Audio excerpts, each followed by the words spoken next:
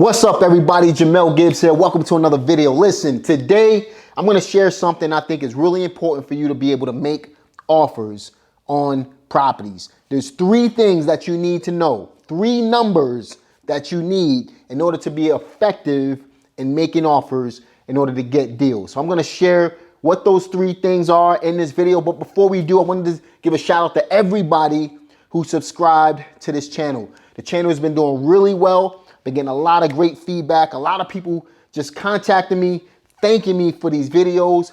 And I just want to let you know from the bottom of my heart, I'm doing this because I care about your success. I truly want each and every single person watching this video to win.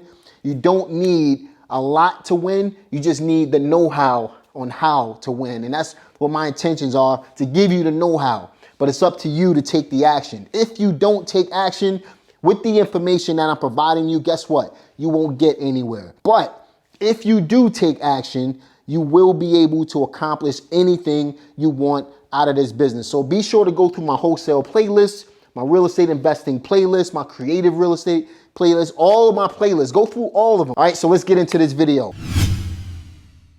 In today's video, what I want to share with you are the three things that you need to know in order to be able to make solid offers on wholesale deals.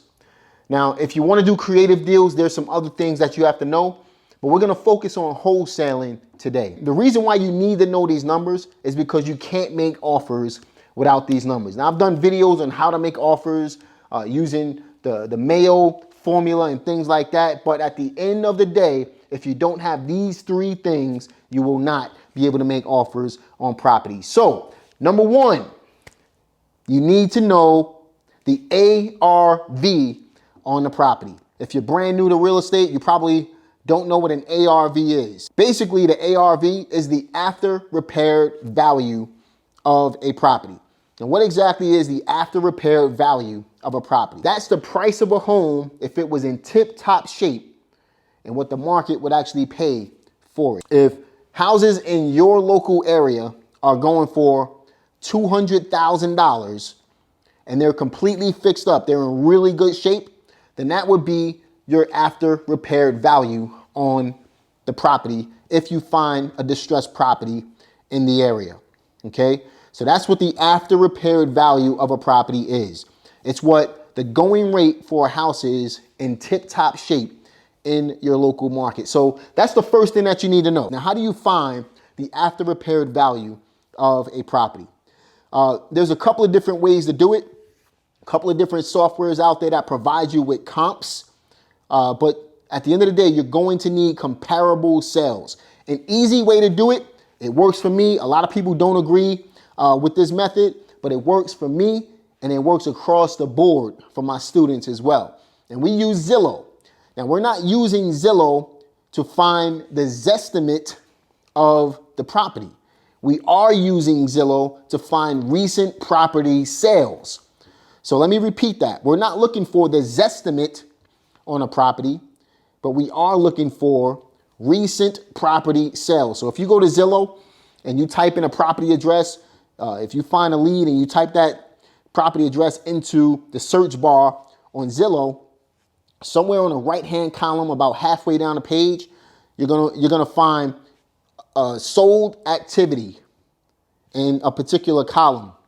Now, under the sold, the recent sales, the recent sold properties, you can find like and kind properties comparing apples to apples to the property that you're doing your comparable sales on.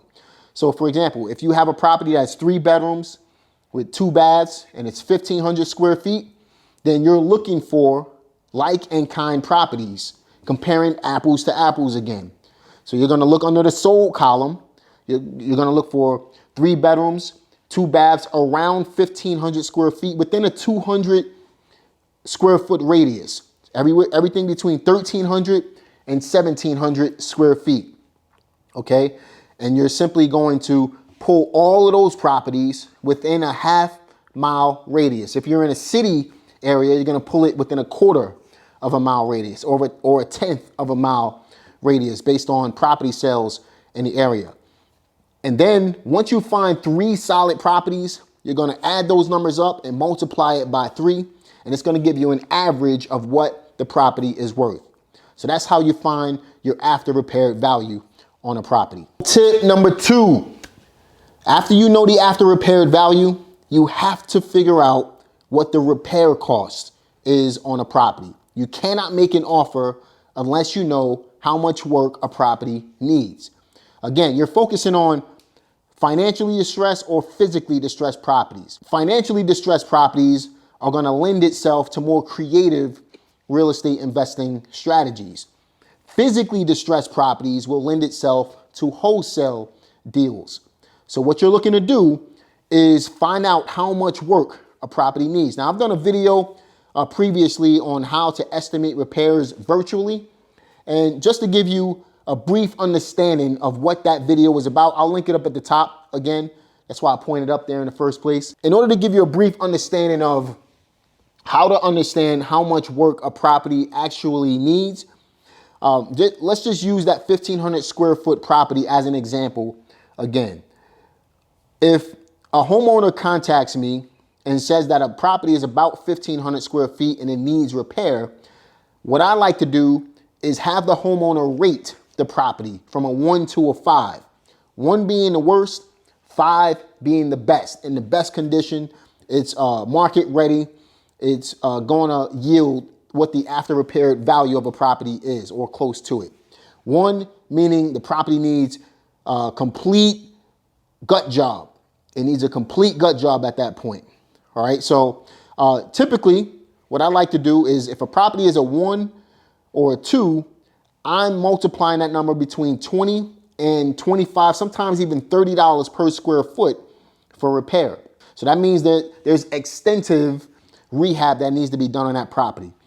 If the homeowner rates the property at a 3 or 4, I'm multiplying that number by $15 per square foot.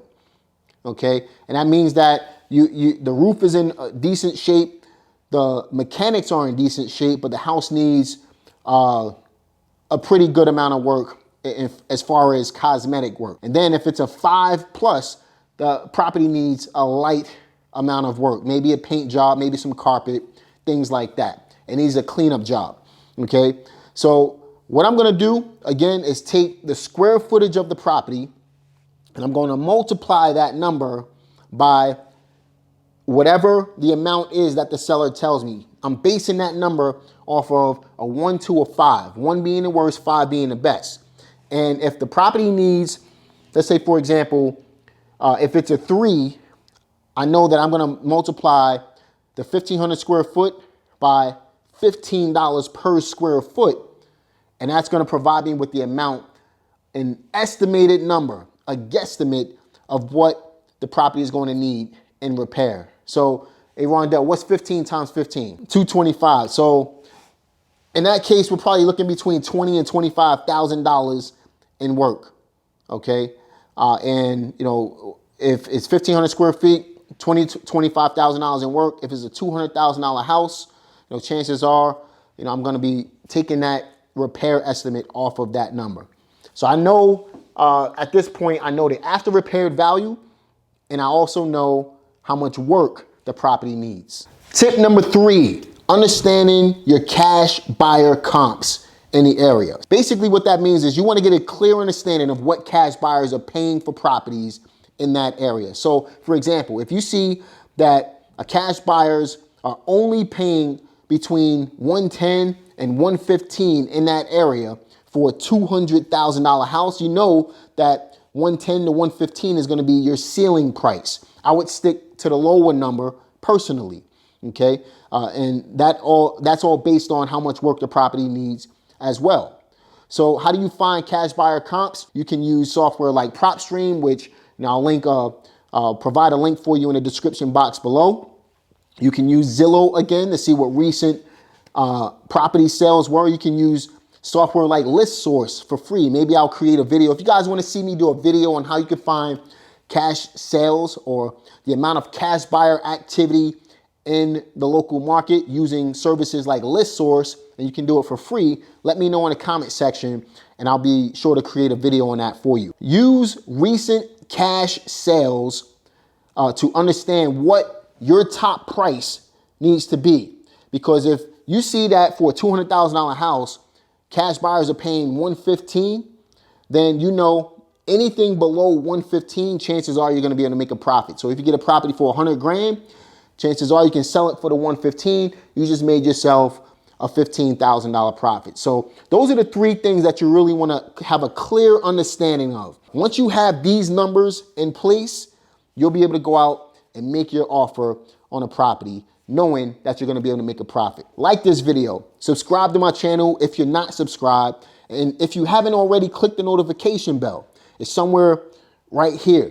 And once you click that notification bell, every time I release a video, which is 3 to 5 times a week, every time I release a video, you'll be notified and you'll be the first one to get the information so you can take it to your market and start crushing it in real estate investing. Peace.